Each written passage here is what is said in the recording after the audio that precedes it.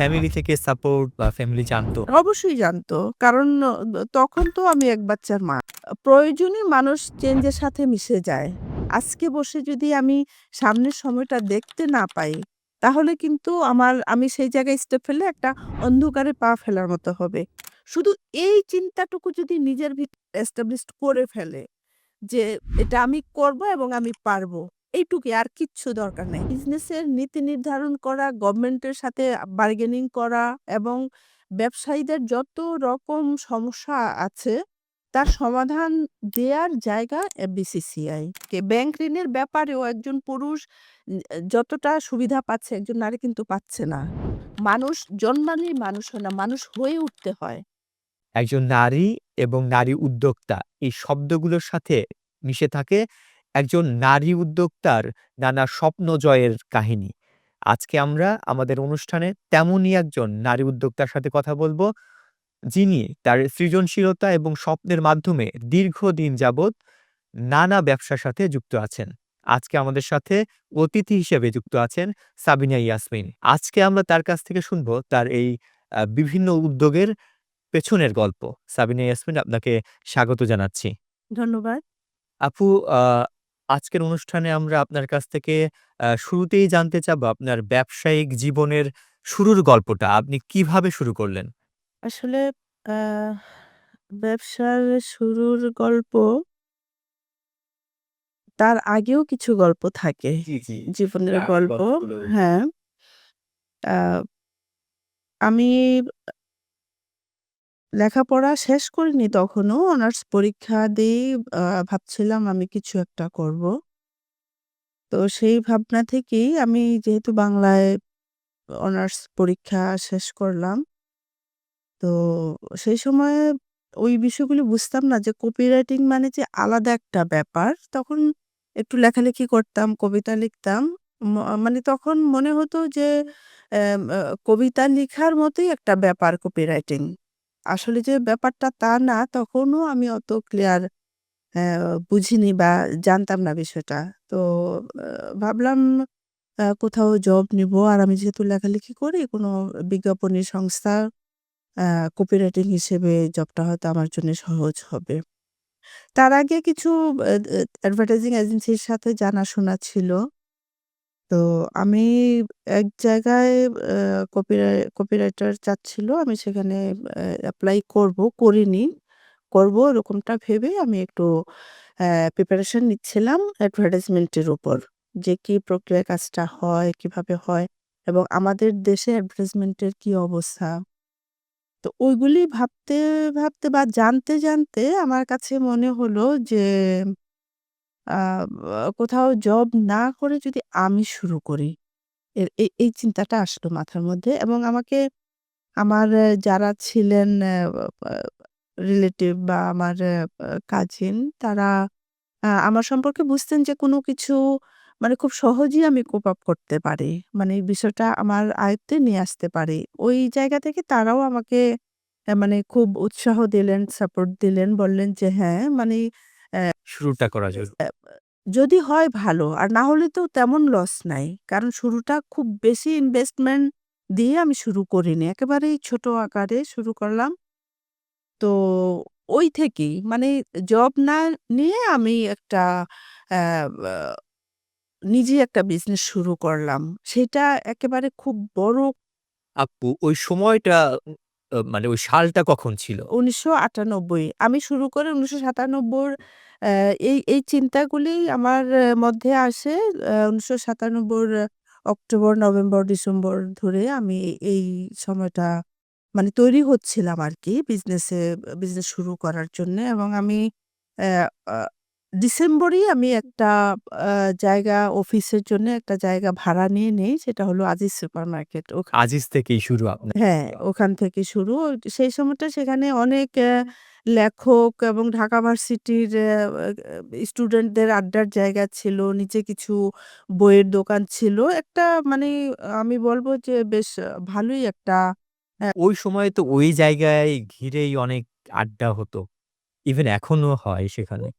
সেই আমার আমার মানে বিজ্ঞাপনী যে এটা একেবারেই অর্থনীতির একটা অংশ, সেই হিসেবে আমি তখনও আমার ভাবনার মধ্যে ছিল না, সত্যি কথা যেটা। কিন্তু যখন শুরু করলাম এবং এটা নিয়ে যখন আমি মানে জানতে শুরু করলাম, তখন বুঝলাম যে এটা খুবই মানে এতটাই অর্থনীতির সাথে এবং এতটাই টাকা-পয়সার হিসাবের সাথে সম্পৃক্ত বিষয়টা, যে এখানে কোনো ভুল করা যাবে না, এখানে কোনো বেহিসেবি কাজ করা যাবে না, এখানে কোনো মানে এমনভাবে কাজ করতে হবে যে জানতে হবে ওই কাজটা আপু আপনি কি আ একাই শুরু করলেন নাকি আপনার কোনো মেন্টর ছিল? এ আমার আমার কোনো পার্টনার ছিল না। কিন্তু আমাকে এই বিষয়ে অ্যা মানে উপদেশ দেয়া, পরামর্শ দেয়া বা সহযোগিতা করার মতো ছিল। আমার একটা সার্কেল ছিল। আমার বা কাজিন ছিল, আমার ভাই। তাদের সহযোগিতা আপনি পেয়েছেন। ওই সময় ফ্যামিলি থেকে সাপোর্ট বা ফ্যামিলি জানতো? অবশ্যই জানতো। কারণ তখন তো আমি এক বাচ্চার মা। আপু আমরা দেখি হচ্ছে অনার্স বা মাস্টার্স বাংলাদেশের ক্ষেত্রে শেষ করার পরে সরকারি চাকরি বা প্রাইভেট চাকরি বা চাকরির জন্য একটা আ ফ্যামিলি থেকে চাপ থাকে। তো সেই চাপ কি আপনার ছিল কিনা? না, আমার ফ্যামিলি থেকে আমি চাকরি করব এরকম কোনো চাপ ছিল না। ইভেন আমি মানে এসএসসির আগেই বিয়ে করি তো। তারপর আমি লেখাপড়াটা চালিয়ে যাই, সেই বিষয়টাও আমার ফ্যামিলি থেকে পজি সাপোর্টিভ ছিল সবসময়। না, খুব যে সাপোর্টিভ আমি বলব না সেটা। যে আমাকে পড়তে হবে, আমাকে মানে লেখাপড়া আবার শুরু করতে হবে বিয়ের পরে, ওই বিষয়টা ছিল না। এটা পুরোপুরি আমার ইচ্ছা ছিল। আমার ইচ্ছা ছিল এবং আমি নিজের ইচ্ছায় তাদেরকে তাদের সাপোর্ট নিয়ে, তাদেরকে মানসিকভাবে তৈরি করে আমাকে সাপোর্ট করার জন্যে তারপরে যেয়ে আমি ইন্টার ভর্তি হই। তারপরে তো অনার্স, মাস্টার্স কমপ্লিট করি। তো সেদিক থেকে মানে কেউ যদি কিছু করতে চায়, উদ্যোগটা তার নিজেকেই নিতে হবে। সেটা যেকোনো কাজ হোক, যেকোনো বিষয় হোক। সেটা হতে পারে আমি আমি কোথাও ঘুরতে যাবো। জি, জি। কারো ভরসায় যদি বসে থাকি আমার যাওয়া হবে না। আমাকেই সেটা করতে হবে। এবং সেটা মানে অন্যের সাথে বিরোধে যেয়ে না। আমাদের পাশে যে মানুষগুলি আছে তাদের সাথে কখনই বিরোধে যাওয়া যাবে না। বিরোধ মানে আমার জীবনের উপর একটা নেগেটিভ প্রভাব। আমি আমি যদি ভালো থাকতে চাই, অবশ্যই তাদের সহযোগিতাটা আমার লাগবে এবং সেভাবেই আমার তাদেরকে তৈরি করে নিতে হবে আমার প্রয়োজনে। তো আমিও সেভাবে সেই কাজটা করলাম যে তারপর তো আ বিজনেস ছোট আকারেই শুরু করি। তো করতে আজকের অবস্থান। আজই যে আপু আপনি যে অফিসটা নেওয়া হলো, তারপর ঐখান থেকে আপনার শুরুর যে ব্যাপারগুলো, শুরুটা হচ্ছে করলেন। তো এই শুরু করার সময়টাতে আপনাকে হচ্ছে পারিপার্শ্বিক অবস্থা এইগুলো কারণ সময়টা ছিল ১৯৯৭-৯৮ তো তখন এই সাপোর্টটা আপনি কিভাবে ম্যানেজ করলেন? আসলে এখন যত কম্পিটিশন বিজ্ঞাপনী সংস্থা বা এই ইয়েতে, তখন কিন্তু এই কম্পিটিশনটা ছিল না সত্যিকার অর্থেই। এবং যারা যারা বিজ্ঞাপন আ যারা বিজ্ঞাপনের কাজ করেন ঐরকম কিছু প্রতিষ্ঠানের সাথে আমার পরিচয় ছিল এবং বিজ্ঞাপন দাতা প্রতিষ্ঠানের সাথেও কিছু আ কোম্পানি তাদের সাথেও আমার পরিচয় ছিল। সেখান থেকেই তারা আমাকে ব্যক্তিগতভাবেই চিনে এবং সেই জানাশোনা থেকেই তারা আমার উপর ডিপেন্ড করে কাজগুলি আমাকে দেয় যে আমি করতে পারবো। তো আ আমি সেই শুরু থেকে এখন পর্যন্ত সেই সময় যাদের কাজ আমি শুরু করি, এখনো আমার সেইসব কোম্পানির কাজ আমি করি। মানে দীর্ঘ ২৮ বৎসর যাবৎ কাজ করে যাচ্ছি। তার মানে সেই জায়গাটা তখন যেমন তারা আমার উপর ডিপেন্ড করেছিল, এখন পর্যন্ত আমি আস্থার সাথে এবং দায়িত্ব নিয়েই সেই কাজগুলি করে আসছি। ও এই দীর্ঘ সময় বিজ্ঞাপনী সংস্থায় কাজ করা, সময়ের সাথে কাজের ধরন চেঞ্জ হয়। তারপরে সময়ের সাথে অনেক কিছুই চেঞ্জ হয়। তো এই সময়ের সাথে আপনি আপনাকে কিভাবে আপগ্রেড করলেন বা কিভাবে এগুলো ম্যানেজ করে এখনো টিকে আছেন সেই গল্প বা অনেক, অনেক পরিবর্তন। মানে সেই সময় আর এই সময়ের মধ্যে অনেক চেঞ্জ, অনেক। আর প্রয়োজনই মানুষ চেঞ্জের সাথে মিশে যায়। প্লাস যদি সচেতন এবং দূরদর্শিতা থাকে সেটা তো আরো মানে তৈরি করে নেয় যে সামনে কি হচ্ছে, কিভাবে হচ্ছে। আজকে বসে যদি আমি সামনের সময়টা দেখতে না পাই, তাহলে কিন্তু আমি সেই জায়গায় স্টেপ ফেললে একটা অন্ধকারে পা ফেলার মতো হবে। সেই দূরদর্শিতাটা আমি বলব যে আমার ছিল। আমি একেবারে সময়ের সামনেই সবসময় চিন্তা করতাম যে আজকে আমি যে জায়গাটায় আছি আমার সামনে কি হবে? অতীত অতীতকে আমি রেখেছি বরাবরই সেটা আমার শিক্ষার অংশ হিসেবে। কিন্তু আমি ভবিষ্যৎকেই ভাবছি যে ভবিষ্যতে কি হবে? আমি কিভাবে আজকে আমার সাবিনা, কালকে আমার সাথেই আমার একটা কম্পিটিশন দিয়ে আমাকে একটু সামনে এগোতে হবে। একটু বেশি জানতে হবে, বুঝতে হবে। সেই সময়কে আমার আয়ত্তে নিয়ে আসতে হবে। তো এই চিন্তাটা যখন ছিল তখন সেভাবেই আমি সেই সময়ের সাথে যখন যেভাবেই হয়েছে সেভাবেই কাজ করে গেছি। আমার খুব বেশি ব্যাক পেতে হইছে আমি সেটা বলব না। ওই যে সময়ের সাথে আপনি আ আরো বিভিন্ন ব্যবসায় আপনি সংযুক্ত হলেন। তো এই ব্যবসাগুলো সম্পর্কে একটু জানতে চাই যে আরো কি ব্যবসায় আপনি যুক্ত আছেন এখন? বা আপনার ব্যবসার ক্ষেত্রগুলো? আ আমি তো প্রচলিত আইএমসি লিমিটেড যেটা আমার বিজ্ঞাপনী সংস্থা। ওটা করতে যে মানে আমি ঘুরতে খুব পছন্দ করি। মানে এটা আমার অ এ এখন বর্তমানে আমি যদি যে আমি আর কি করব? আমি বিজনেস করছি, আয় করছি। সেই টাকাটা আমি কোন জায়গায় খরচ করব? আমার তো একটা সেলারি ধরলো সেখানেও একটা আয় আছে। জি, আমরা জানি আপনি আমুজামু.com নামে একটা আ ইয়েরও উদ্যোক্তা। এখনো আমি চিন্তা করি আমার সেই টাকাটা আমি ঘুরে খরচ করব। দেশ-বিদেশ ঘুরবো এবং ওই জায়গায় ভ্রমণে হ্যাঁ। তো আমি যে অন্যান্য দেশের বাইরে প্রচুর মানে ঘুরছি তখন মনে হলো যে এই জায়গাটা ধরে তো একটা বিজনেসও করা যায়। একেবারে আমি যে অন্য কোনো প্রতিষ্ঠানকে ফলো করা বা ওরকম কোনো ব্যাপার ছিল না। আর বিশেষ করে আ আমার ছেলে থাইল্যান্ডে লেখাপড়া করতে যায়। তো ওইটা তো খুবই একটা মানে একটা ট্যুরিজমের জন্য অন্যতম একটা বেস্ট জায়গা থাইল্যান্ড। সারা ওয়ার্ল্ড থেকে সেখানে টুরিস্টরা আসেন। আমিও যেতাম এবং আমার খুব পছন্দের জায়গা।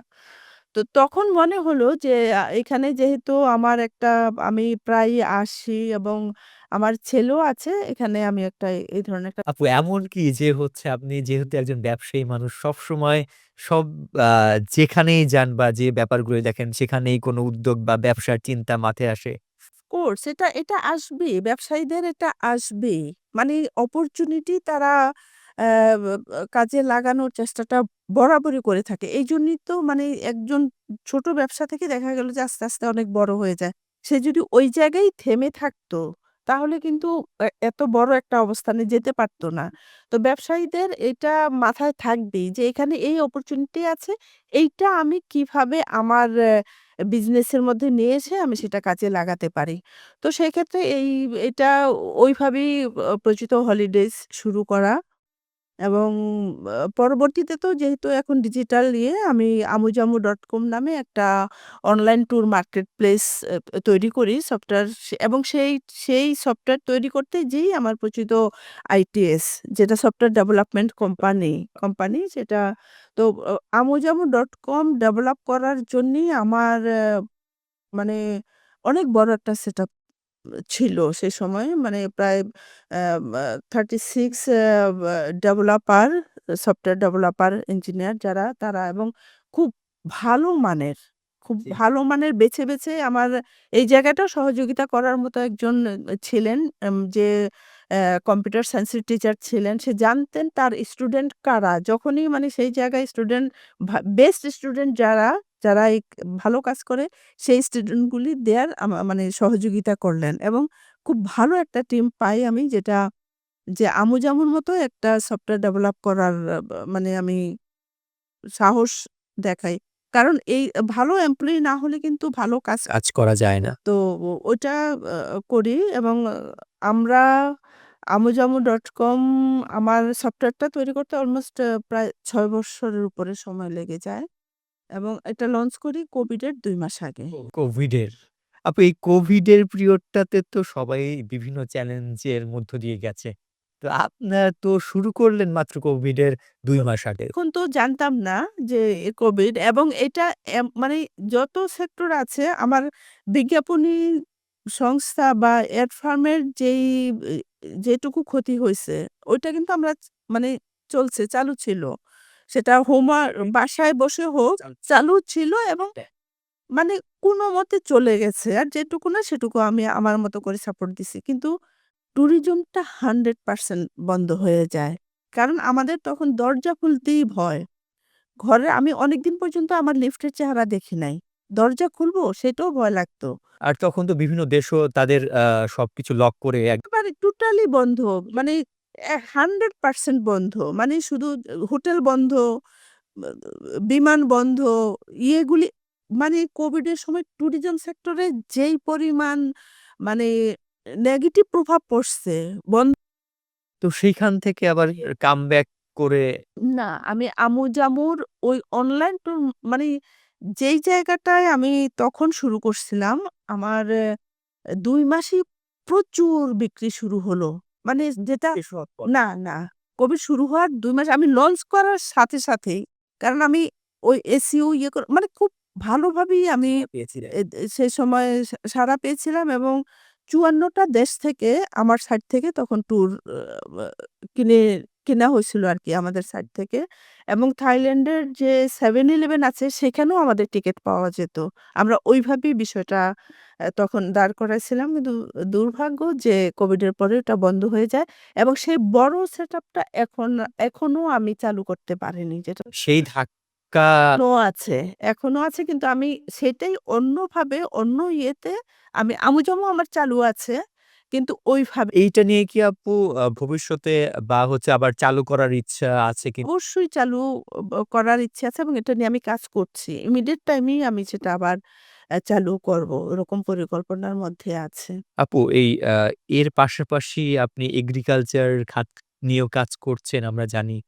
তো হ্যাঁ। এই মানে এগ্রিকালচার খাত মানে আ এর এই আ হচ্ছে ওই বিভিন্ন সেক্টরে কাজ করছেন যেগুলো হচ্ছে মানে আ এই এগ্রিকালচার এর বাইরে হ্যাঁ, একদম হ্যাঁ, আর ওইটা মানে ওইটা হচ্ছে সবকিছুর বাইরে। তো এই এগ্রিকালচার সেক্টরে কেন আসা হঠাৎ? আমি আমি তো গ্রামের মেয়ে। গ্রামের মেয়ে এগ্রিকালচারের বিষয়টা একেবারে ছোটবেলা থেকেই আমার দেখা, জানা এবং আমি এর সাথে সম্পৃক্তও বলা চলে। একদম ছোট একদম থেকেই ছোটবেলা থেকেই। আমি যখন আসি শহরে এখন আমি কিন্তু দীর্ঘদিন যাবৎ ছাদ বাগান করি এবং আমার সেই ছাদ বাগানে এই পরিমাণ মানে যেটাই করি এত বেশি হয় যে আমি আমি জানি কিভাবে এই কাজগুলি করতে হয়। মানে আপনার যে কাজটাই ওটা করেন সেটা খুবই মনোযোগ মানে এবং এত আমি অনেক সময় আমার ছাদের সেসব সবজি তারপর ফল এগুলি আমি পোস্ট দিই। অনেক সময় মানে ভালো লাগে আরকি। যাই হোক মানে সেটা একেবারেই আ এত বেশি ফল পাই আমি। দেখা গেল যে লাউ মাচা ভর্তি হয়ে আছে। মানে ঝিঙ্গা, চিচিঙ্গা মাচা ভর্তি হয়ে আছে। আমি নিজে খাই, আশপাশে যারা আছে তাদের দিই, আত্মীয়স্বজনকে দিই। ইভেন আমি ঢাকা থেকে আমি আমার ছাদ থেকে সবজি তুলে আমি গ্রামের বাড়ি গেলে নিয়ে যাই। এই পরিমাণ হয়। তো এই জিনিসটা আমার ভালো লাগার মধ্যেই আছে। কিন্তু কৃষির এই ব্যাপারটা তো আছেই। কিন্তু আমি যেটা হোসেন এগ্রো সেখানে হলো আমার অ্যাম গরুর উপর কাজ। সেটা হলো গরু মোটা তাজাকরণ এবং ডেইরিও আছে কিছুটা। আর এখন আমি যেটা করি গরুর খাবার তৈরি করি। সেটা হলো সাইলেজ। ভুট্টা গাছ থেকে যে খাবারটা তৈরি হয় গরুর জন্যে যে ভুট্টা গাছের যে ভুট্টা হওয়ার মানে ১২০ দিন বা ওরকম একটা সময়ের ভুট্টা গাছ দিয়ে একটা অ্যা অ্যা গরুর খাবার তৈরি করেন এবং সেটা বাণিজ্যিকভাবেই সেল করা হচ্ছে। হ্যাঁ, ওটা বাণিজ্যিকভাবেই করছি। আর করছি জৈব সার। এটাও আমি করছি। আর গরু ওটা তো আছেই।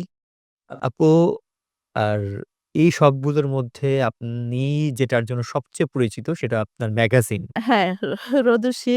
আমি ম্যাগাজিনে আ নিয়ে পরিচিত ওইভাবে আমি বলব না। আমার সবচেয়ে ভালো লাগার জায়গা একটা ম্যাগাজিন, মানে এটার রোদসী। রোদসী, হ্যাঁ। তো এইটা শুরু করলেন কবে? রোদসী? এটা শুরু করি ২০১৪ থেকে। ২০১৪ থেকে হ্যাঁ। তো ওই সময় আমার যেহেতু বিজ্ঞাপন সংস্থা আমাদের তো আমরা বিভিন্ন ও পত্রিকার পাশাপাশি অনেক ম্যাগাজিনও তখন খুব চাহিদা ছিল বিজ্ঞাপনের। তো ওই বিজ্ঞাপন দিতে যেয়ে অনেক ম্যাগাজিনের সাথে আমার পরিচয় হয়। আমার হাতে আসে। আমি সেই ম্যাগাজিনগুলি দেখি। বিশেষ করে আমি সানন্দার কথা বলব। আমাদের প্রতিষ্ঠান থেকে সানন্দাতেও আমরা ম্যাগাজিন তখন মানে ছাপা হতো। এটা আ বিজ্ঞাপনদাতাদের চাহিদা ছিল সানন্দার।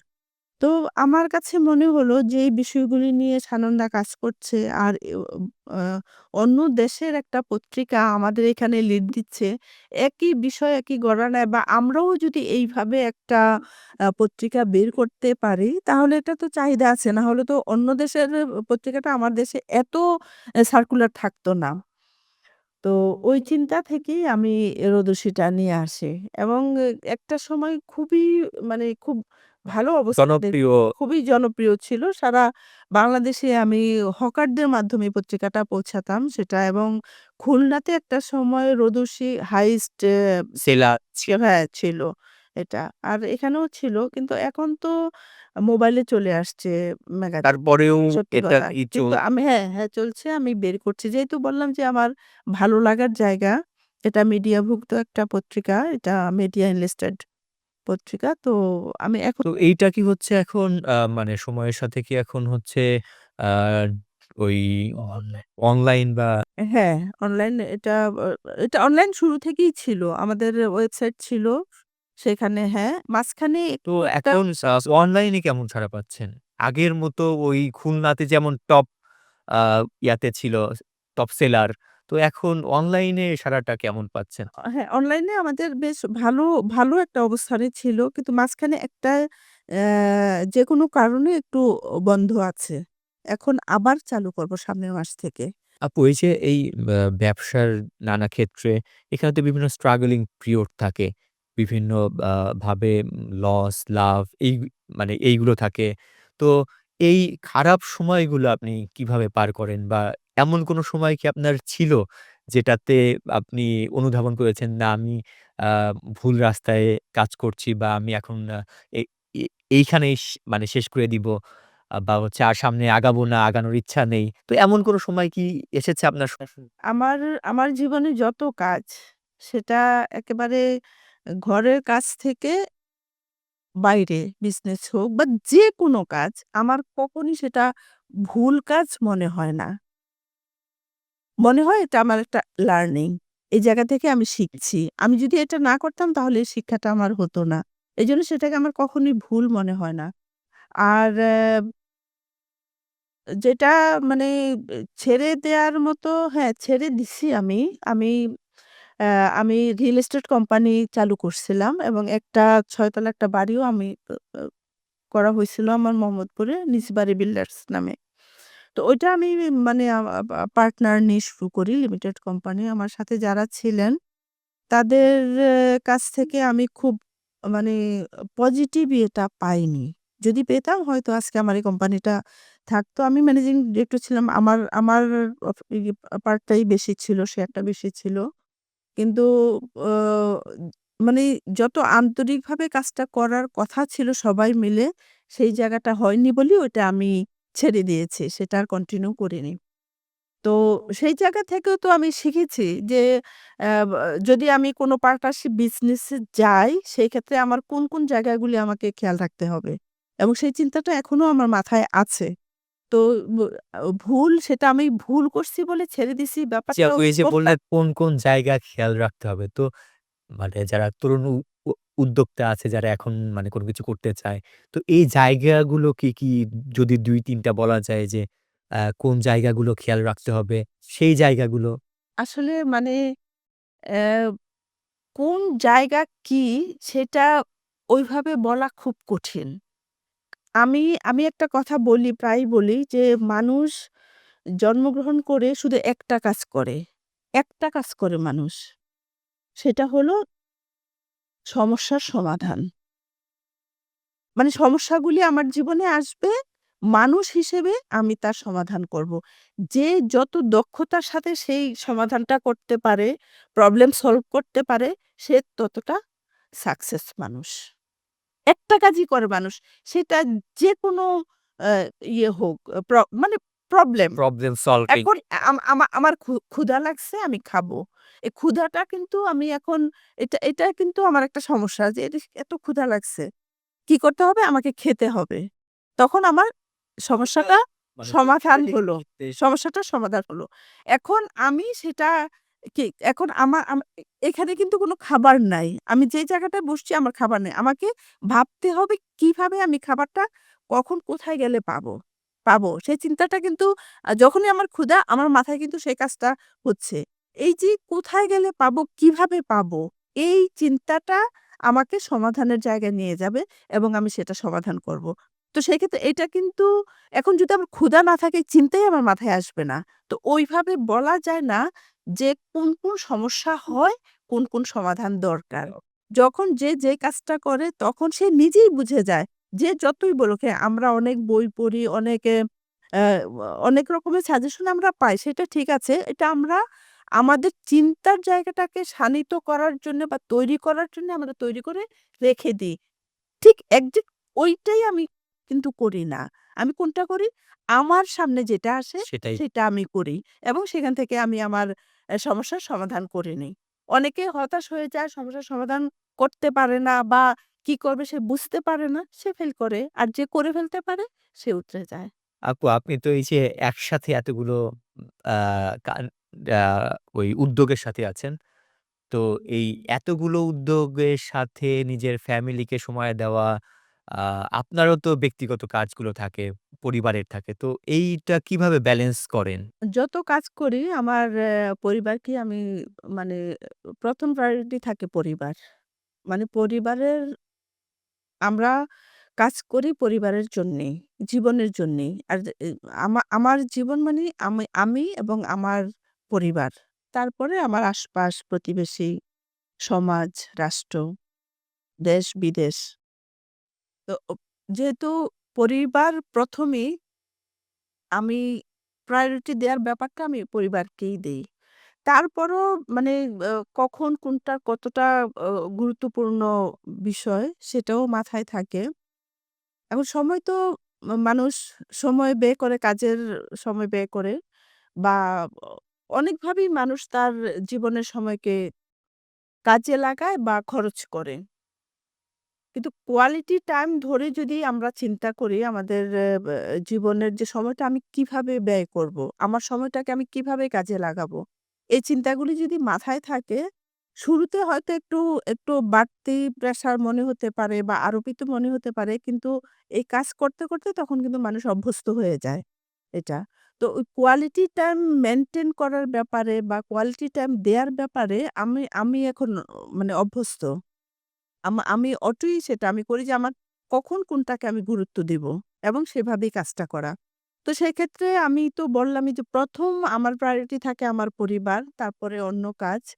তো অ আমি অফিসে আছি সাপোজ। আমি কিন্তু পরিবারের খোঁজ নিতে পারছি এখন। কারণ আমাদের সেই সুবিধা আছে এখন, মোবাইল আছে। আমি যদি একেবারে ভুলে যাই পরিবারকে তখন কিন্তু সেটা সমস্যা। কিন্তু আমি সেটা করছি না।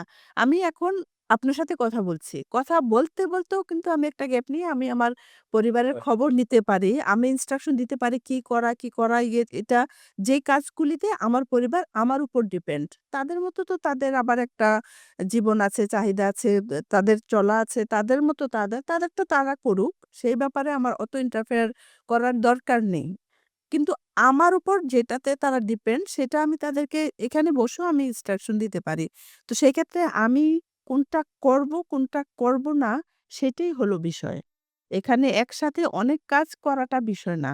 বিষয় হলো কোন কাজটাকে আমি প্রায়োরিটি দিব এবং কোন কাজটাকে আমি পরে করলেও হবে সেই চিন্তাটা যদি সচেতনভাবে করা যায় এটা খুব সহজ, খুব কঠিন কিছু না। ব্যবসা করছেন। তো আপনার মতো যারা এখন মানে আপনার মতো যারা হতে চায় বা হচ্ছে ব্যবসায় আসতে চায়, তারা হচ্ছে নানাভাবে আ আ নানা ইয়ের মধ্যে থাকে যে আমি ব্যবসা করতে পারবো কিনা বা কি করে এই সময়টা পার করব। তো নানা স্ট্রাগলিং পিরিয়ড এর কথা চিন্তা করে তার শুরুটাই হচ্ছে করে না। তো তাদের জন্য যদি আপনার কিছু সাজেশন থাকে যে মানুষের সবচেয়ে বড় শত্রু মানুষের ভিতরের চিন্তা। যদি সেই চিন্তাটা নেগেটিভ হয়। আমরা কিন্তু অনেক কিছু ভাবি। অনেক কিছু ভাবি যে ভাবনার সাথে আসলেই আমাদের জীবনের কোনো যোগ নাই। মানে কল্পনায় আমি আমার অন্ধকারে আমি হাঁটছি, আমার কাছে মনে হচ্ছে এখানে একটা সাপ আছে। মনে হচ্ছে কিন্তু আসলে কিন্তু সাপ নাই। সেটা কোথায় আছে? আমার কল্পনায়। কল্পনায় যদি কেউ যে পারবো না একবার নিজের ভিতরে নিয়ে নেয়, সে কোনদিন পারবে না। তাকে ভাবতে হবে যে আমি পারবো, পসিবল। শুধু এই চিন্তাটুকু যদি নিজের এস্টাবলিশড করে ফেলে যে এটা আমি করব এবং আমি পারবো। এইটুকুই, আর কিচ্ছু দরকার নেই। আমার টাকা নাই, পয়সা নাই, মামা নাই, চাচা নাই, আমার এই নেই, সেই নেই। কোনো কিছুই কিছু না। সবকিছু জোগাড় হয়ে যায় এবং হয়ে যায়। এটা একেবারেই এটা প্রুফ। এটা আমি জানি। এবং আমার মতো যারা করে তারা সবাই জানে। শুধু এইটুকুই যে আমি করব এবং পারব। এইটাই আমার সাজেশন, এইটাই আমার কথা, এইটাই শেষ কথা। এইটুকু ধরে সে তারপরে হ্যাঁ, আমি কি করতে চাই?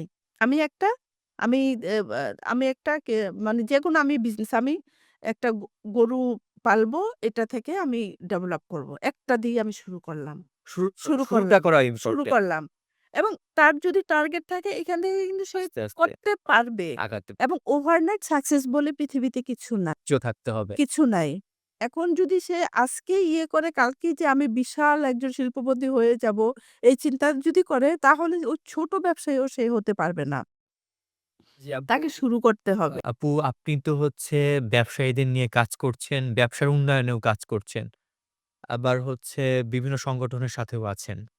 তো এইসব জায়গা থেকে ব্যবসায়িকদের উন্নয়নে আপনি কি কাজ করছেন? এতদিন যাবৎ মানে কিছু সংগঠনের সাথে আছি আমি, যেটা ট্যুরিজম সেক্টরেও কিছু অ্যাসোসিয়েশনের সাথে আছি আমি ২-৩ টা অ্যাসোসিয়েশনের সাথে। জি, আপু আমরা জানি আপনি এফবিসিসিআই এর সাথেও যুক্ত আছেন। এফবিসিসিআই থেকে আ বেশ কাজ করছেন। তো সেইখান থেকেও তো কাজ করার আ হিউজ অপশন আছে এবং আপনারা সেগুলো করছেন। আসলে এফবিসিসিআই এর জিবি মেম্বার আমি। গতবার ছিলাম। আর এ এ এবছর তো সামনে আবার ইলেকশন আসছে। হয়তো ইলেকশন করতে পারি। জি, জি, আপনার জন্য শুভকামনা থাকবে অবশ্যই। এফবিসিসিআই তো মানে ব্যবসায়ীদের সবচেয়ে বড় সংগঠন এবং বিশাল পরিসরে কাজ করে তারা। ওইটাই মানে বিজনেসের নীতি নির্ধারণ করা, গভর্নমেন্টের সাথে বার্গেনিং করা এবং ব্যবসায়ীদের যত রকম সমস্যা আছে, তার সমাধান দেয়ার জায়গা এফবিসিসিআই। এবং সেইভাবেই যদি মানে আমি গত বছরও বিসিসিআই এর যে ইয়েতে যে মিটিং গুলি হয় সেখানে আমি বলছিলাম যে এফবিসিসিআই হবে এমন একটা সংগঠন যেখান থেকে যেখান থেকে একজন একেবারে ছোট ক্ষুদ্র ব্যবসায়ী থেকে বড় ব্যবসায়ী তার প্রত্যেকটা প্রশ্নের জবাব পাবে। এখন যেহেতু আমাদের ডিজিটাল আমরা ওয়েবসাইট তৈরি করতে পারি, এর মাধ্যমেই কিন্তু কি সমস্যাগুলি বা ফেস করে একেকজন ব্যবসায়ী, যেহেতু এখানে ছোট থেকে বড় সব ব্যবসায়ীদেরই সম্পৃক্ততা আছে বিসিসি এর সাথে জেবি মেম্বার হিসেবে। সেই ক্ষেত্রে প্রত্যেকের সমস্যাগুলি কিন্তু আমরা জানি। সেগুলি কিভাবে মানে কোন সমস্যা আছে। সে বিষয়গুলি যদি আমরা নিয়ে আসতে পারি বিসিসি এর একটা প্ল্যাটফর্মে, সে তার একটা সে একটা বিজনেস শুরু করবে। কারো ইয়েতে আসলো যে এখন আমি একটা বিজনেস শুরু করব। অ্যা হয়তো ভাবলো তার সার্কেলে যে বিজনেসটা যেটা সম্পর্কে সে একটু ধারণা নিছে, সেটাই সে শুরু করতে চাচ্ছে। এখন তার পরবর্তীতে কি হবে তার কিছুই সে জানে না। তখন সে এফবিসিসিআই ওয়েবসাইটে আসবে, ক্লিক করবে এবং এটা সম্পর্কে জানবে। এফবিসিসিআই ওই জায়গাটা তার জন্যে তৈরি করে দিবে। যদিও এখনো হয় নাই। মানে এটা আমার দাবি ছিল। গত বছরই এটা আমার দাবি ছিল যে এমনভাবে এফবিসিসিআই কে তৈরি করতে হবে যে সে মোবাইলে নিয়ে তার সব প্রশ্নের সমাধান সে পাবে। তার যত সমস্যা আছে সে সমস্যার সমাধান সে পাবে। সে হয়তো জানেই না কাকে প্রশ্ন করলে আমি এই প্রশ্নের উত্তর পাবো। হ্যাঁ, হ্যাঁ, অনেকেই জানে যে হচ্ছে যেহেতু এটা একটা বড় সংগঠন অনেকে সেখানে মানে পৌঁছাতেও একটু হেজিটেট ফিল করে। এরকম একটা ব্যাপার আছে। এইটা নিয়ে আমি আ আগেও কথা বলছি, যদি এবছর আমি ইলেকশন করে যদি আমি অ্যা ডিরেক্টর হিসেবে আসতে পারি, জি, জি। এই জায়গাটা জি, জি, আমরাও চাই যে আপনাদের মতো যারা আছে তারা এইসব জায়গাতে আসুক। আ যেহেতু আপনারা স্ট্রাগল করেই এইখানে আসা, আপনারা হচ্ছে ব্যবসায়ীদের অবস্থাটা জানবেন যে শুরু থেকে কেমন করে তারা বিভিন্ন সমস্যা ফেস করে সেখানে কাজ করতে হয়। তো আমরাও চাই বা আমাদের দোয়া থাকবে আপনি সেইখানে আ আ আ ইলেক্টেড হন এবং ব্যবসায়ীদের জন্য কাজ করেন। আচ্ছা আপু, আপনি এইসব কাজ করতে গিয়ে নানা অ্যাওয়ার্ড পাচ্ছেন। মানুষ আপনাকে বাহাবা দিচ্ছে। তো এইগুলো আপনার কেমন লাগে? আসলে মানে যেকোনো অ্যাওয়ার্ড বা পুরস্কার এটা হলো কাজের আনুষ্ঠানিক স্বীকৃতি। আমি প্রতিনিয়ত যে কাজ করি, সেই কাজ কিন্তু আমি করে যাচ্ছি এবং সেটার একটা অ্যা রেজাল্ট কিন্তু আমি পাচ্ছি আমার মতো করে। আর যখন অ্যাওয়ার্ডের বিষয়টা আসে বা কোনো পুরস্কারের বিষয় আসে, সেটা হলো মানে অফিসিয়ালি কাজের স্বীকৃতি আমি বলব বা সেটা একেবারেই মানে সবাইকে জানান দিয়ে কাজের স্বীকৃতি। তো সেটা আমি নিজের মতো করে নিজে পাচ্ছি, এইটার ফিলিংস একরকম, অনুভূতি একরকম। আবার যখন সবাই মিলে আমাকে সেই স্বীকৃতি দিচ্ছে, সেটা তো অন্যরকম একটা ব্যাপার। সেটা তো অবশ্যই একটা ভালো লাগা কাজ করে। আবার এইটাও মনে হয় যে আমি আজকে যেই জায়গাটায় আমি দাঁড়িয়ে অ্যাওয়ার্ড নিচ্ছি, এই জায়গাটা আমি ধরে রাখতে পারবো কিনা বা এই জায়গা থেকে আরেকটু ভালো একটা জায়গায় আমি জায়গাটা বেড়ে যায়। যেতে পারবো কিনা এই চিন্তাটা কিন্তু মাথায় কাজ করে। তো সেই ক্ষেত্রে তো অবশ্যই মানে একটা উৎসাহ অনুপ্রেরণা হিসেবে কাজ অটোই করে। হয় সেটা। ভিতরে একেবারে মানে এটা কোনো আরোপিত হুট করে বিষয়টা হলো ওরকম না। মানে অনুভূতির মধ্যেই বিষয়টা চলে আসে যে আমাকে আরো ভালো কিছু করতে হবে। এটা। তো এই যে আরো ভালো কিছু করার জন্যই কিন্তু আসলে এই অ্যাওয়ার্ড বিষয়টা আসছে আমার যা মনে হয়। তো সেক্ষেত্রে সেটা সেই অনুভূতিগুলি কাজ করে আমার খুব ভালো লাগে। জি আপু, আপনি একজন স্বপ্নবাজ মানুষ। তো ভবিষ্যতেও আপনার নানা পরিকল্পনা আছে, নানা স্বপ্ন আছে। তো সেই স্বপ্নগুলো যদি কিছু আমাদের সাথে শেয়ার করতেন। স্বপ্ন তো ওরকম ফিক্সড কিছু না। যখন যা করি সেটাই আন্তরিকভাবে করি। আর বিজনেস তো করে যাচ্ছি। এখন তো আমাদের দেশে একটা আমি বলব সন্ধিক্ষণ যাচ্ছে। একটা সরকারের পতন হলো। নতুন সরকার আসবে, ইলেকটেড সরকার আসবে এবং যেকোনো ইলেকটেড সরকারটা মানে অর্থনীতির উন্নতির জন্য খুবই দরকার। কারণ সেটা এই যে আমাদের কিন্তু ইয়েটা একেবারেই বন্ধ হয়ে আছে। ইনভেস্টটা একেবারেই বন্ধ হয়ে আছে। সেটা দেশি ইনভেস্ট হোক বা বিদেশি হোক।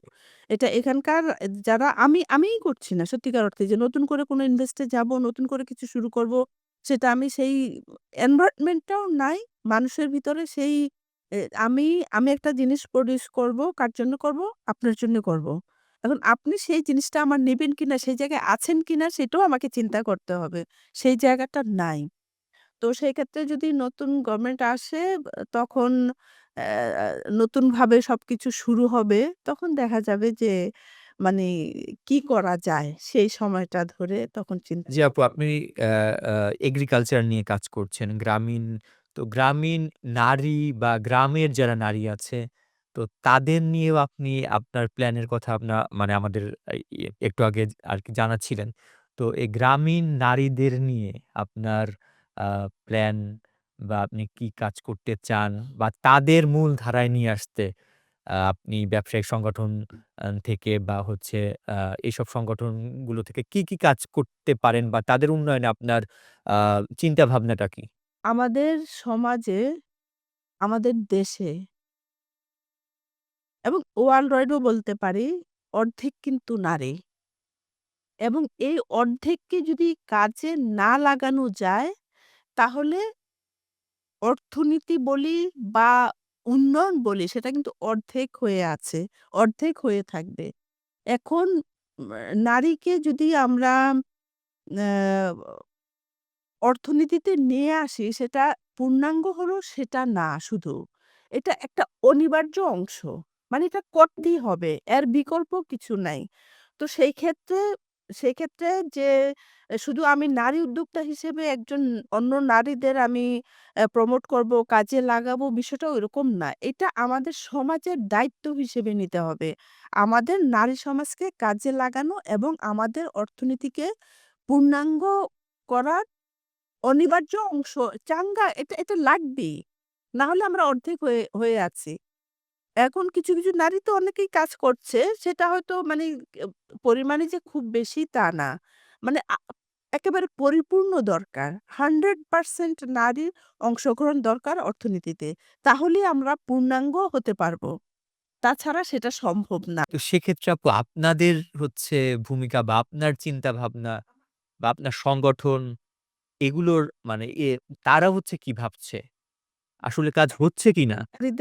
নারীরা অনেকটাই আ এগিয়ে আছে, কাজ করছে, করতে চাচ্ছে। আচ্ছা এখন সুবিধাগুলি এখনো মানে একজন আ বা পুরুষ যেই সুবিধাগুলি পাচ্ছে সমাজ থেকে, আমি বলব ব্যাংক থেকে, ব্যাংক ঋণের ব্যাপারেও একজন পুরুষ যতটা সুবিধা পাচ্ছে একজন নারী কিন্তু পাচ্ছে না। মানে নারীকে লোন দেয়ার ব্যাপারে কিন্তু আ মানে ব্যাংকগুলি অত পজিটিভ না। তো এই ক্ষেত্রে কিন্তু পজিটিভ হতে হবে। আমি যেটুকু জানি বা সার্ভে আমার জানাশোনার মধ্যে যে একজন পুরুষ হয়তো ঋণ খেলাপি হতে পারে। নারীরা সহজে ঋণ খেলাপি হয় না। এরা খুব হিসেবি এবং এরা অ্যা অ্যা একজন নারী সবসময় টু দ্যা পয়েন্ট এ কাজ করতে পছন্দ করে। এটা স্বভাবজাত কারণেই হোক বা যে কারণেই হোক, তারা কিন্তু খুব মানে উল্টাপাল্টা করার ব্যাপারে তারা গ তেমন একটা করতে চায় না। হয়তো ভয় পায়। মেন্টালিটি হয়তো ঐরকম, সেটাও হতে পারে। কিন্তু যে এ ব সে ঋণটা নিল, ঋণ ফেরত দিবে না, আমার কাছে সেটা মনে হয় না। তো সেই ক্ষেত্রে এই জায়গাগুলিতে আরো বেশি মানে আর এই ঋণগুলো তো আরো সহজ করা যায়। হ্যাঁ, অবশ্যই করা যায়। অবশ্যই সহজ শর্তে যদি ঋণ না পায়, এটা মানে পরিবারও দেখা গেল যে বিজনেস করার ক্ষেত্রে একটা পরিবার যে তার একটু জমি বিক্রি করে এখন বিজনেসের মূলধন দিতে হবে। সে কিন্তু তার ছেলেকে দিবে। মেয়েকে কিন্তু দিবে না, দিচ্ছে না। এই যে এই জায়গাগুলি হ্যাঁ, হচ্ছে স্ত্রীকে দিচ্ছে না। মানে মূলধনটা যখন একজন পুরুষ, একজন নারী ২ জন পাশাপাশি বেকার থাকে, পুরুষকেই সিলেক্ট করবে মূলধনটা দিয়ে তাকে কাজ বৈষম্যটা আমরা এইখানেও দেখি। তো এটা এই এ বৈষম্য তো মানে ভরসা করতে পারেন না। কিন্তু এই ভরসার জায়গাটা লাগবে। এই ভরসার জায়গাটা যদি এ বা করা যায় এবং কাজে লাগানো যায় এবং লাগাতে হবে। লাগানো যায় বলার সুযোগ নাই এখন। করতে হবে এটা। এবং এবং সেভাবে আমি চিন্তা করছি। আমারও কিছু পরিকল্পনা আছে যে আমার এম এলাকায় এগ্রোদৌড়ে তো আমাদের এখানে নারীরা কাজ করছেন। আমার এখন তো শহরের যারা নারী আছে তারাও তো করতে চায়। তো তারাও তো নানা বাধার সম্মুখীন হচ্ছে। তো গ্রামের নারীরা একটু sympathy বা হচ্ছে একটু সহযোগিতা পাচ্ছে। কিন্তু শহরে নারীদেরও আমি ঠিক সেটা বলব না যে গ্রামের নারীরা সহযোগিতা পাচ্ছে। পাচ্ছে না। তাদের নিয়ে তো চিন্তা ভাবনা করার লোকও আছে বা চিন্তা হচ্ছে। কিন্তু শহরে নারীর তো হচ্ছে তারা চাইলেও মানে নানান কারণে হচ্ছে তারা আসতে পারছে না। ঠিক ব্যাপারটা ঐরকম না। মানে হ্যাঁ, শহরেরটা পাচ্ছে না, গ্রামে পাচ্ছে ওরকম না। গ্রামেও হচ্ছে না কিন্তু। কিন্তু গ্রামে একটা সুবিধা আছে, গ্রামে একটা সুবিধা আছে যে একজন নারী যদিও সে ফলটা ভোগ করতে পারে না কিন্তু সে কাজটা করে। সেটা হলো দেখা গেল একজন নারী ১ টা বা ২ টা গরু পালন করছে। একজন পুরুষের সহযোগিতা ছাড়াই। সে তার মতো করে একটা একটা মেকানিজম তৈরি করে, একটা নীতি তৈরি করে, একটা রীতি তৈরি করে এবং কাজের চাহিদা পূরণ করার জন্যে একটা ম্যানেজমেন্ট তৈরি করে সে তার কাজটা করে নিচ্ছে। কিন্তু সে সে করছে কাজটা কিন্তু একটু ফলটা সে ভোগ করতে পারছে না। গরুটা বিক্রি করে সেই টাকাটা পুরুষের পকেটে ঢুকছে। নারী কিন্তু সেই ফলটা পাচ্ছে না। এটা একটা ব্যাপার। কিন্তু শহরের নারীদের ব্যাপারে এখানে মানে যদি উদ্যোক্তা হিসাবে সেটাই। শহরের নারীরা কিন্তু চায়। কিন্তু তাদের আমরা সোশ্যাল মাধ্যম, গণমাধ্যম আমরা সোশ্যাল মাধ্যমে আপু দেখলাম ওই আগারগাঁতে কেকের ব্যাপারটা। তো একজন স্টার্ট করলো, সাথে কিন্তু অনেকেই সেখানে গিয়ে মানে তাদের মানে স্টার্টিংটা আরকি সেখান থেকে করল। তো আমরা কিন্তু আসলে ওই জায়গাটা করে দিতে পারছি না। ওইখানে একটা সুযোগ তৈরি হওয়ার কারণেই কিন্তু যারা নারীরা আছে তারা কিন্তু ওইখানে গিয়ে ভিড় করে তাদের ব্যবসাটা করার আর মানে শুরু করার জন্য চাচ্ছে। কিন্তু আমরাও কিন্তু সেটা বা সমাজ আমরাও খুব ভালোভাবে দেখছি না বা তাদের জন্য ঐরকম প্লেসও তৈরি করতে পারছি না যে একজন নারী এসে সেখানে তার ব্যবসা করবে এবং সে মানে খুব সহজেই করতে পারবে। আগারগার আগারগার মতো ব্যস্ত সড়কে আমরা দেখছি আ দামি প্রাইভেট কার নিয়ে মানে আমাদের খুব পড়াশোনা জানা বা খুব স্বাবলম্বীরাও কিন্তু উদ্যোক্তা হওয়ার জন্য সেখানে যাচ্ছে। কিন্তু তারা তো সহযোগিতা পাচ্ছে না। হতে হবে মানে যারা শুধু আর্থিক স্বাবলম্বী না, মানসিকভাবেও স্বাবলম্বী। কিন্তু তারা তো বাধার সম্মুখীন হচ্ছে। আমাদের সোশ্যাল চ্যালেঞ্জ তো এইটাই। মিডিয়া গুলোতে চ্যালেঞ্জ এইটাই। আমার বাধা কমেন্ট গুলো দেখলে বা ইয়াগুলো দেখলে তারা তো হচ্ছে এসে যায় না। কিচ্ছু এসে যায় না। কিন্তু রাষ্ট্র বা সমাজ আমাদের ওই জায়গাগুলো তৈরি করে দিচ্ছে না কেন? দিবে না, দিবে না। আমাকে করতে হবে। প্রয়োজনটা তো আমার। সেই জায়গাটা যদি আপনারা আপনাদের জায়গা থেকে যারা আপনারা অনেকদিন হলো কাজ করছেন, তো তারাও তো করতে পারে। বা এই ভয়েসটা তো আপনারাও রেইজ করতে পারেন। আমরা বলছি যে তুমি করো। সেটা তো বলছি। চ্যালেঞ্জের জায়গা এইটাই। আমাকে কেউ তৈরি করে দিবে না। আমাকে তৈরি করতে হবে। কারণ প্রয়োজনটা আমার। আমাকে সেই উপলব্ধির মধ্যেই নিয়ে আসতে হবে বিষয়টা যে এটা আমার দরকার। আমার হ্যাঁ, কে কি বলল বলুক না। তাতে কিচ্ছু এসে যায় না। সেটা কিন্তু আমি এইখানে তো দায় সরকারেরও থাকে এবং আমাদের যারা ব্যবসায়িক সংগঠন আছে তাদেরও থাকে। তো তারা কেন এই জায়গাটা আ মানে সহজ করতে পারছে না? তাদের জন্য একটা জায়গা তৈরি করতে পারছে না কেন? যে এইখানে এসে মেয়েরা তাদের ব্যবসা করতে পারে। তো সেক্ষেত্রে আপনি এফবিসিসিআই বা হচ্ছে এই জায়গাগুলো থেকে যদি ভবিষ্যতে ইলেক্টেড হন, তো এমন কিছু জায়গা আমরা আপনার কাছ থেকে পাবো কিনা বা এইসব জায়গাতে আপনি ভয়েস রেজ করবেন কিনা? অফ কোর্স মানে এটা তো মানে কি, কি সমস্যাগুলি হয়ে আছে এই জায়গা ধরে সেই জায়গা তো অবশ্যই কাজ করতে হবে। মানে নিয়ে আসতে হবে। কিন্তু তার আগে যেটা যে মানে যখন কেউ একটা বিষয় সম্পর্কে জানতে পারবে, বুঝতে পারবে, তখন তার অনেক বাধা কিন্তু তার সামনে থেকে চলে যায়। মানুষের সবচেয়ে বড় শত্রু হলো তার অজ্ঞতা। আমরা শয়তানকে দোষ দেই। যে শয়তান আমাকে এই ক্ষতি করছে, ওই ক্ষতি করছে বা একটা খারাপ কোনো কিছু আমাকে ক্ষতি করছে। কিন্তু আসলে ক্ষতিটা কিন্তু সে খারাপ কিছু করছে না। ওই খারাপটা আমি জানি না বলেই আমাকে করতে পারছে। আমি যদি জানি যে এটা ঠিক না, এটা খারাপ, তাহলে কিন্তু আমি সে কাজটা করব না। তার মানে অজ্ঞতাই মানুষের সবচেয়ে বড় শত্রু। মানে অজ্ঞতাই মানুষকে মানে বা ধ্বংস করতে পারে। এই অজ্ঞতার জায়গাটা যদি আমরা ওপেন করে দিতে পারি, আমাদের বিসিসিআই যদি সেই কাজটা করে যে এখানে বিজনেসে কি, কি প্রবলেম আছে, সে প্রবলেমের সমস্যাগুলির সমাধান যদি এ পেয়ে যায় কেউ, আমি ট্রেড লাইসেন্স করব। আমার এই বিজনেস, আমি ট্রেড লাইসেন্স করব। কোথায় যাব, কি করব? আমি জানি না। আমি কিন্তু একজন দালালকে টাকা দিয়ে দিব। লাগবে এখানে ৳৫,০০০ সে মানে আমার কাছ থেকে ৳৫০,০০০ নিয়ে নিল। কারণ আমি জানি না। আমি ৳৪০,০০০ লস করলাম। কিন্তু আমি যদি জানি সেই বিষয়টা যে এটার জন্যে আমার ৳১০,০০০ লাগবে। আমি যদি জানি সেই ইনফরমেশনটা যদি আমি পেয়ে যাই, দালাল যদি এসে আমাকে বলে যে এখানে ৳৫০,০০০ লাগবে, সে কিন্তু সুবিধা করতে পারবে না। বা এই জায়গাটাও কেন থাকবে দালালের বা এই গ্যাপটাও কেন থাকবে? এটা মানুষের মানুষ ওরকমই। আমরা এইগুলি ঠিক করতে পারব না। এটা পসিবল না। মানুষ, মানুষ জন্মায় প্রাণী হয়ে। মানুষ হয়ে ওঠে। কয়টা মানুষ মানুষ হয়ে ওঠে? খুব কম। মানুষ কিন্তু প্রাণী হয়ে জন্মায়।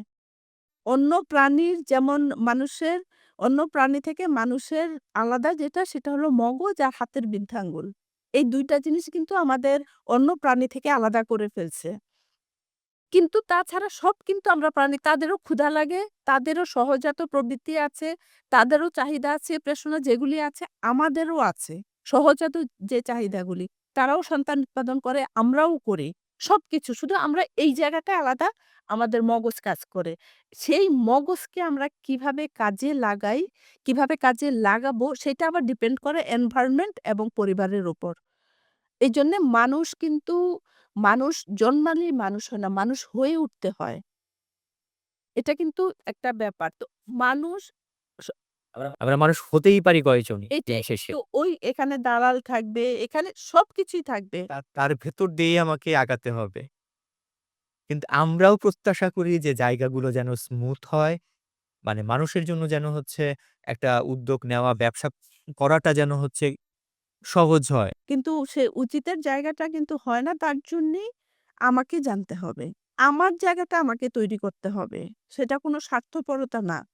সেখানে ব্যবসায়িক নেতৃত্বেও যারা থাকে তাদেরও একটা বড় ভূমিকা থাকে। কারণ হচ্ছে তারা চাইলেই অনেক কিছু করতে পারে। যে আমাদের দেশের যেই মানে অন্যান্য দেশের যেই যেভাবে চলে নিয়ম নীতি বা আচরণ বা সবকিছুই বা গভর্নমেন্ট সাপোর্ট বা সমাজের সাপোর্ট আমাদের এখানে কিন্তু সেটা হয় না। সেটা হয় না বলেই সেই জায়গাগুলিতে কাজ করতে হবে। কাজ করতে হবে এবং কাজ করে যখন সেটা আবার জানান দেয়া হবে যে এখানে এই সুবিধাগুলি আছে, তখন তো হবে। তো সেটার জন্য যোগ্য নেতৃত্ব দরকার। আপু আমরা অনুষ্ঠানের একদম শেষ পর্যায়ে। তো আপ আমাদের দর্শকদের জন্য যদি আপনার কোনো পরামর্শ বা কোনো কথা থাকে তাহলে আপনি সেটা বলতে পারেন। ধন্যবাদ মানজিত। খুব ভালো লাগলো। একটা ভালো সময় কাটালাম, অনেক কথা হলো। আর দর্শকদের জন্যে আমার জন্যে দোয়া করবেন। মানে আপনাদের অ্যা ও সাথে থাকতে চাই যারা ব্যবসায়ী আছেন বা সমাজে যারা আছেন। আমি সমাজকে নিয়ে ভাবি, চিন্তা করি এবং সমাজকে নিয়ে কাজ করতে চাই। আপনাদের শুভকামনা সবসময় প্রত্যাশা করি। দর্শক আজকে আমাদের সাথে অতিথি হিসেবে ছিলেন সাবিনা ইয়াসমিন, উদ্যোক্তা। আগামী পর্বে নতুন কোনো উদ্যোক্তার সাথে আমরা আবারও গল্প করব। সে পর্যন্ত আমাদের সাথে থাকুন, খবর প্লাসের সাথে থাকুন। ধন্যবাদ।